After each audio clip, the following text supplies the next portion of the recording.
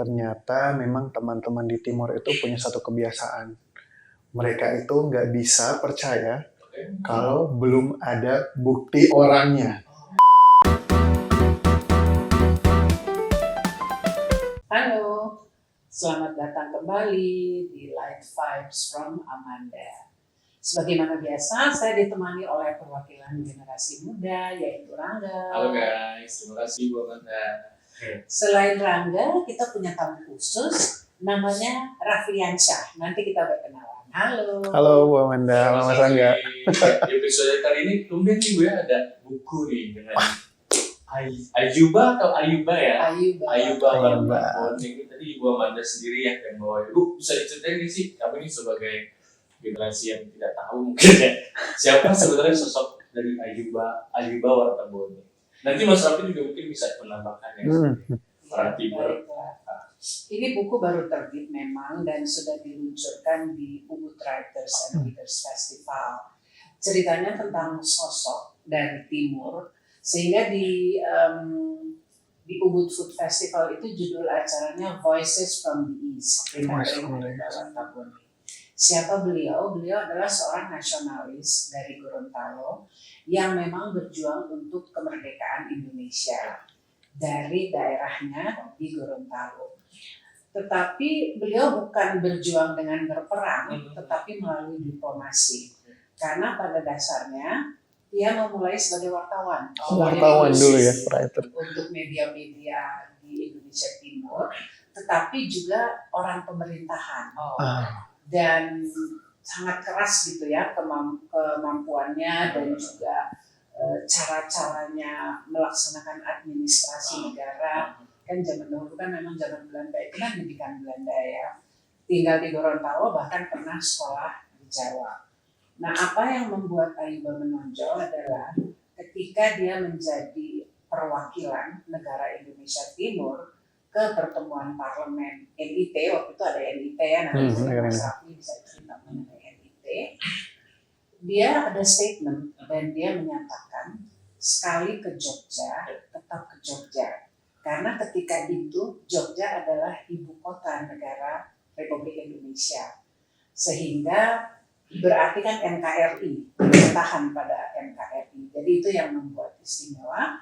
Tetapi karena sudah lama gitu ya kejadiannya belum diangkat, sehingga tim melakukan penelitian-penelitian di berbagai kota di Indonesia, termasuk di Makassar, Jakarta, sampai ke Leiden dan sebagainya, sehingga lahirlah buku ini untuk mengangkat peran seorang tokoh di Indonesia Timur dalam perjuangan kemerdekaan Republik Indonesia. Oke, nah tadi Mas Raffi mungkin bisa di-share juga apa itu sebenarnya NIT tadi Bu ya? NIT, betul.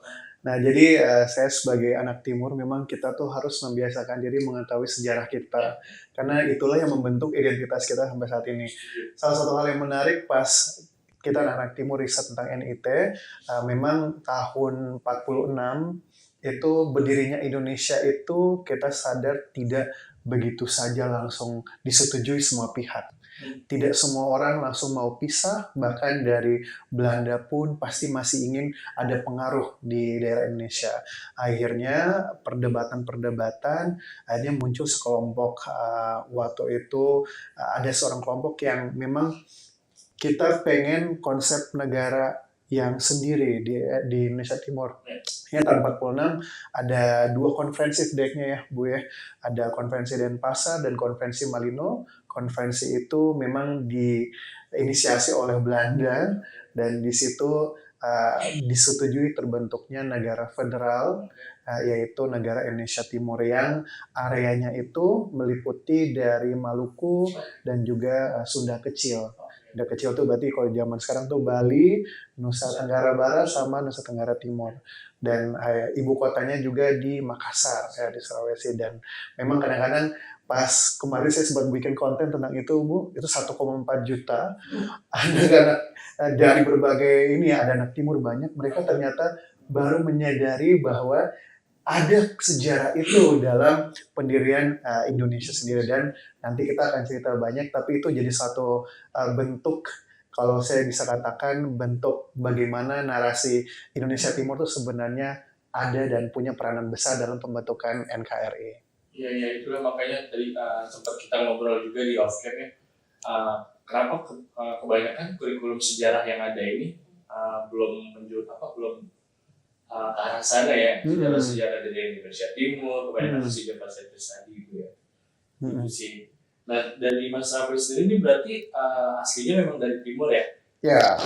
Nah, beliau juga ini salah satu founder dari Timur Network, benar ya? Betul, Timur Network Foundation. Boleh dijelaskan juga mungkin Timur Network ya? Timur Network itu apa sih? Siap.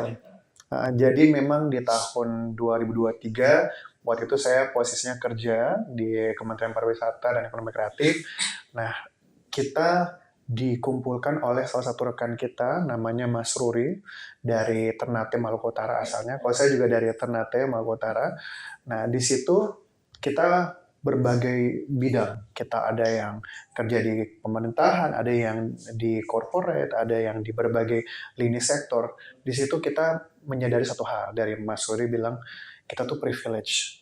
Kita sudah merantau di sini, berkarir, ilmu kita banyak, tapi ilmu kita ini tidak ada gitu, kita transfer ke saudara-saudara kita, baik yang merantau maupun yang di daerah.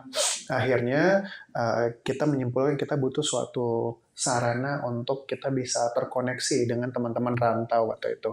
Hanya dibuatlah Timur Network Community, komunitas anak-anak Indonesia Timur yang ada di Sejabodetabek. Nah, Indonesia Timur kita itu kita batasi dari Nusa Tenggara Barat, Nusa Tenggara Timur, Sulawesi 6 provinsi, Maluku Utara, dan Papua 6 provinsi. Karena kita pakai beberapa referensi, memang banyak yang Indonesia Timur tuh WIT ya.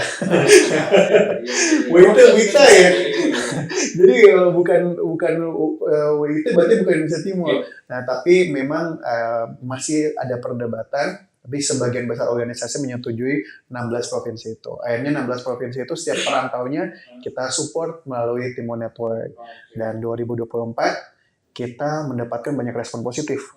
Banyak yang mau bergabung dengan Timur Network, banyak yang mau support Timur Network. Nah, dan kalau mau support berarti bentuknya tidak bisa hanya komunitas, harus lebih official, punya legalnya. Hanya 2024 kita berdiskusi, kita bangun Timur Network Foundation, yayasan untuk mensupport anak-anak merantau Indonesia Timur di Jabodetabek melalui berbagai akses. Kita kasih kesempatan magang, network untuk agenda-agenda besar nasional. Kita pengen, kalau kayak ini ya dari buku ini ya, kita pengen suara Indonesia Timur bisa direpresentasikan di panggung nasional. Biar yang kasus tadi lebih banyak lagi cerita-cerita nasional Indonesia Timur itu nyampe di panggung nasional. Nah, sampai 2025 ini kita setidaknya udah 600-an, 700-an anggota se-Indonesia dan kita punya banyak program tujuannya buat baku bantu teman-teman Indonesia Timur. Karena kita punya satu tagline, Indonesia Timur jauh boleh, tertinggal jangan. Itu juga tadi saya sempat lihat di Instagramnya. Iya. Dari Instagram juga betul, official kita. Jauh boleh, tertinggal jangan. Iya. Yang paling berkesan apa kegiatan Timur Network berdasarkan pengalamannya? Nah, memang kita itu punya program flagship namanya Timur Growth. Jadi Timur Growth itu secara sederhana transfer of knowledge yang sifatnya professionals. Jadi kita menyimpulkan ada 3 hal setidaknya anak Timur butuhkan supaya bisa survive. Pertama tuh edukasi, sekolah dengan baik di rantau punya nilai yang bagus. Kedua, kompetensi. Kalian tuh tidak bisa hanya sekedar punya sarjana saja. Sarjana saya tidak cukup. Kalian harus bekali diri dengan kompetensi, entrepreneurship, marketing, hal-hal yang dibutuhkan di zaman sekarang. Dan yang terakhir ketiga ini paling penting dan kayaknya semua orang bakal setuju, yaitu relasi. Kadang-kadang orang tuh mikir opportunity itu akan datang dengan sendirinya ke diri mereka. Padahal mereka itu harus mengkondisikan diri mereka agar opportunity datang. Akhirnya kita bekali edukasi, kompetensi, relasi melalui program Timur Growth. Nah, Timur Growth ini ada 3, Bu. Ada yang pertama fellowship, 2 bulan pelatihan untuk anak-anak rantau. Nah, yang kedua Timur Growth virtual, supaya teman-teman di daerah juga dapat ilmunya. Kita bikin ada versi virtual. Tapi teman-teman daerah juga kadang-kadang pengen yang interaktif, pengen ketemu. Akhirnya kita bikin Timur Growth lokal, di mana beberapa bulan sekali kita akan ke daerah untuk upskilling program-program kayak gitu. Dan berita terbarunya Desember nanti tanggal 4 sampai 6 kita akan ke Sorong. Ke Sorong Papua untuk pelatihan public speaking profesional di beberapa universitas di sana. Seperti itu. Tanggal Desember nanti ya? Desember nanti kita akan ke Sorong. Oke. Bagi generasi muda itu, khususnya yang dari Indonesia Timur nih Mas Raffi. Mas Raffi udah nggak sih? Udah nggak belum sih kalau mereka nih? Tadi kan kita juga sempat bahas Ayuba Wartabone ya. Betul.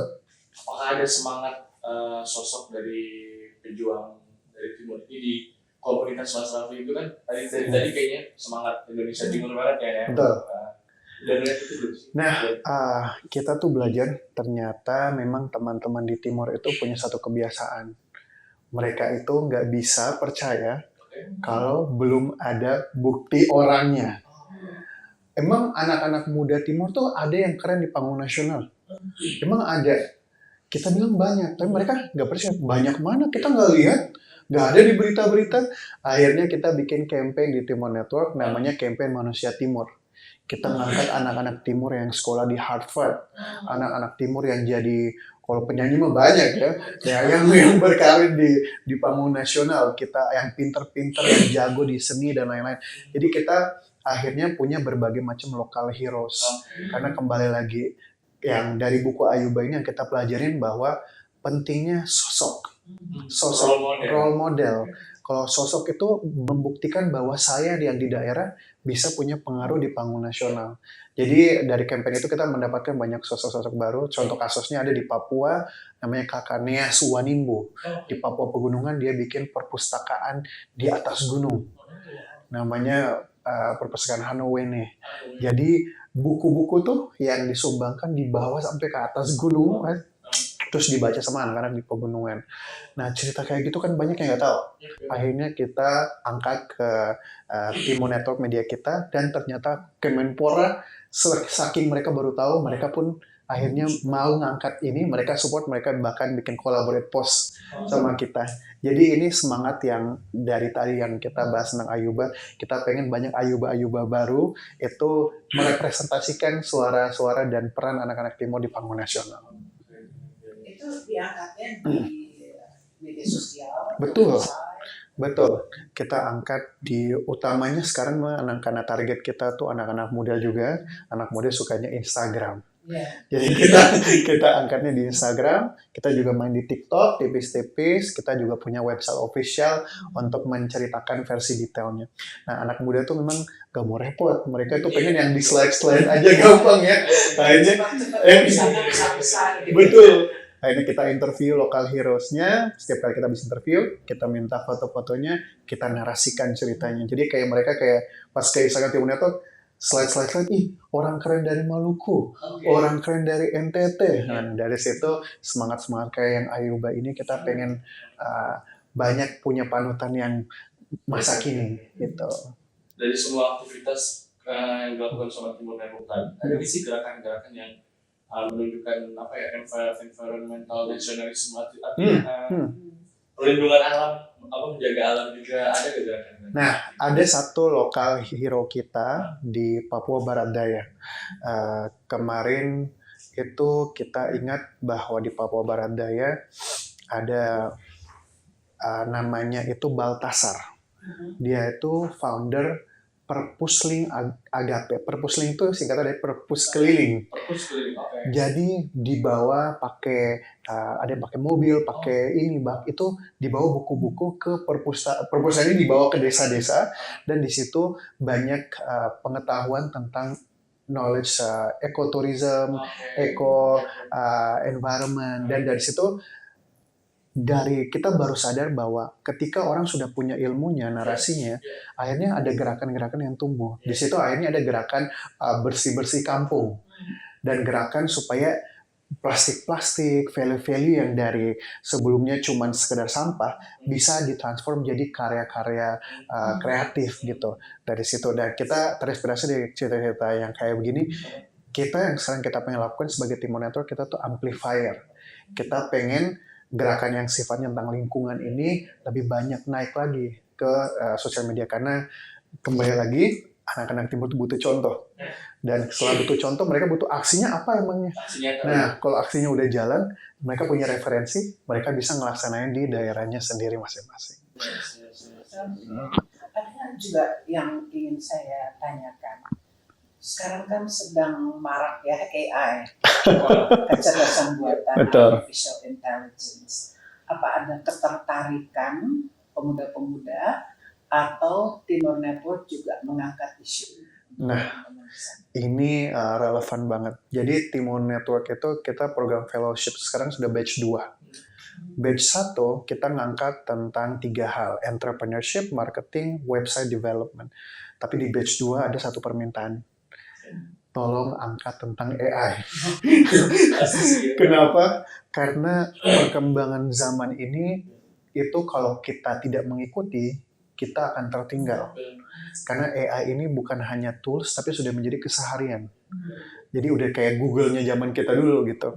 Jadi akhirnya kita bikin di Timor Growth Fellowship ada program AI supaya anak-anak muda itu bisa ngerti prompt gitu, Bu. Jadi mereka bisa ngerti bahwa AI itu harus jadi bagian integral dari hidup mereka. Karena orang bilang AI akan bikin kalian tertinggal dan lain-lain.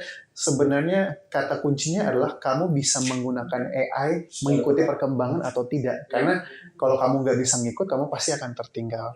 AI itu harus dilihat sebagai tools.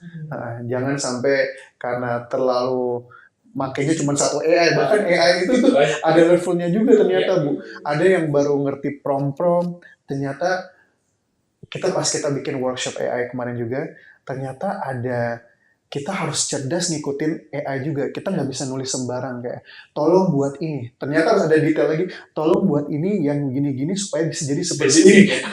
Nah, jadi dari situ kita belajar bahwa nggak boleh sampai ketinggalan AI. Jangan sampai AI yang berkembang terus, kitanya yang tertinggal. Mungkin nanti yang bakal dibekali di batch 2 nanti ya. Betul, batch 2 sekarang udah running. Baru aja launching bulan ini. Itu berapa lama batch-nya? Batch-nya biasa 2-3 bulan. Kalau cara gabungnya misalkan saya dari timur nih udah memenuhi Timur mana nih? Jakarta Timur. Secara geografis sudah terkoordinasi dengan baik. Itu saya datang aja ke kantor, mendaftar atau gimana? Nah, itu pertanyaan bagus. Jadi kita itu sistemnya selama ada 3 kategori. Ini harus kita clearkan lagi.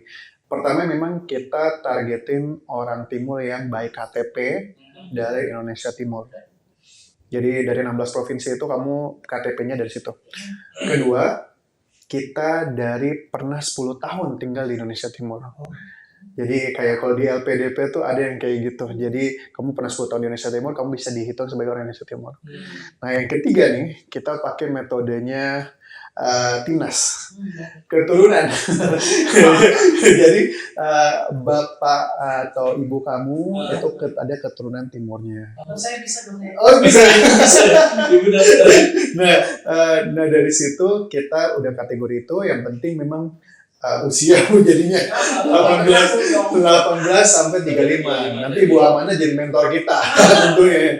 Nah 18 sampai 35. Jadi ada di bio kita, ada link pendaftaran, dilengkapi nama sekarang apa. Instagram @timornetwork. Di bionya udah ada, daftar, setelah daftar datanya udah terisi, kita akan ada grup. Dan pada saat dia gabung dia juga harus masuk.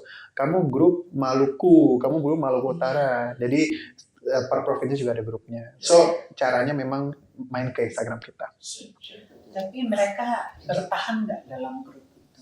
Nah, pertanyaan yang sangat bagus juga. We have to keep engaging them gitu ya dalam organisasi. Betul. Memang grup itu akan hidup jika terus ada interaksi, ada aktivasi program-program. Sejauh ini cara kita engage, karena market kita tuh ada yang di pusat di sini dan di daerah maupun kadang di Jawa Tengah, Jawa Timur, orang Timur aja yang gabung. Jadi kita selalu make sure setiap bulan kita harus ada Timur Growth virtual. Jadi kita selalu tanya ini, sekarang apa nih yang lagi tren yang pengen kalian pelajarin? Kita akan datengin expertnya ngomong secara seminar kepada kita. Akhirnya setiap bulan mereka selalu nunggu. Bulan ini apa nih yang kita bahas? Bulan lalu kita bahas AI. Nah, bulan ini apa nih yang lagi rame? Kita bahas supaya teman-teman di daerah nggak tertinggal. Kayak gitu. Jauh boleh, tertinggal jangan. Jauh jangan. Ya, ini waktunya sudah mendekati penghujung waktu ya, padahal ceritanya seru sekali. Memang kalau saya tarik tadi kesimpulannya, kita berbicara tentang sejarah ya, seperti Ayuba ini yang ada semangat ketimurannya itu ya, itu dipertahankan. Tetapi kan kita juga memperhatikan perkembangan masa kini, bagaimana semangat itu tetap bertahan, tapi dibekali dengan pengetahuan. Dan saya setuju sekali yang kata Rafli, network itu penting sekali ya, tidak cukup hanya pendidikan dan kompetensi, tetapi networknya juga penting. Jadi mungkin teman-teman kalau menurut saya itu tetap kita pegang, dan itu jangan melupakan sejarah ya, itu harus kita gali, karena terus terang sejarah Indonesia Timur itu harus lebih banyak lagi digali di berbagai daerah. Dan mungkin Rafli punya pesan untuk teman-teman. Nah, pesan saya untuk teman-teman, kita setidaknya mungkin 2 hal. Kalau teman-teman punya pengetahuan, teman-teman privilege, selalu ingat baku dapa, baku carita, baku bantu. Karena teman-teman kita sama-sama daerah, kita berjuang di sini. Dan kalau bisa bantu di 3 hal, edukasi, kompetensi, dan relasi. Karena itu yang paling dibutuhkan. Dan yang terakhir, semangat kita harus sama. Kita walaupun dari daerah, kita walaupun jauh, tapi tertinggal jangan. Jadi kalau saya biasa tagline bareng-bareng tuh, kalau kita bikin rekam video, yuk kita sama-sama bilang, pada saat saya bilang Indonesia Timur, langsung sama-sama kita tagline, jauh boleh, tertinggal jangan. Mari kita mungkin bisa coba ya. Kita coba ya. Nanti kita lihat kamera pas saya bilang Indonesia Timur, sama kita lihat ke kamera, jauh boleh, tertinggal jangan. Kayak gitu. Nanti tutupnya kita bisa kayak gitu ya. Jadi Ibu Amanda mungkin ada lagi. Ya, jadi saya juga hari ini dapat ini sih pelajaran inspirasi dari terutama sosok Ayuba Wartabone yang sama tadi dari diskusi kita. Jadi perjuangan nggak selalu melulu tentang mengangkat senjata ya, tapi bisa bentuknya dengan diplomasi. Betul. Nah itu juga harus diperlukan pembekalan skill komunikasi dan lain-lainnya. Mas Rafli, Ibu Amanda, terima kasih waktunya. Mas Rafli juga ya sudah hadir di episode kali ini di Live Vibes from Amanda. Buat teman-teman, terima kasih sudah nonton episode Live Vibes from Amanda kali ini. Nah kali ini kita spesial ditutup sama Mas Rafli dengan semangat perjuangan Indonesia Timur. Mas Rafli, nah, jadi kita punya tagline khas di Timur Network. Jadi pada saat kita semua lihat kamera, pada saat saya bilang Indonesia Timur, langsung sama kita di kamera, jauh boleh, tertinggal jangan. Oke, kita coba ya. Siap ya. Siap. Oke, dalam hitungan 3, 2, 1. Indonesia Timur, jauh boleh, tertinggal jangan. Thank you.